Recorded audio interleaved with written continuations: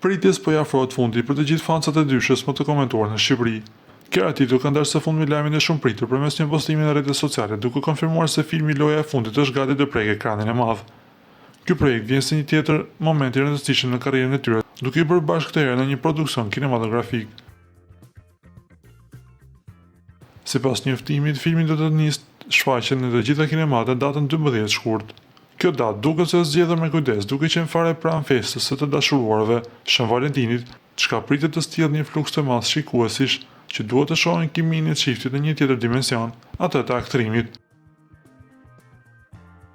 Filmi do të jetë i disponueshëm në rrjetet kryesore të kinemave në Shqipëri dhe Kosovë. Deri më tani, interesimi i publikut ka qenë i jashtëzakonshëm, me qindra komente dhe reagime pozitive që kanë vëshuar menjëherë pas publikimit të trailerit dhe datës zyrtare.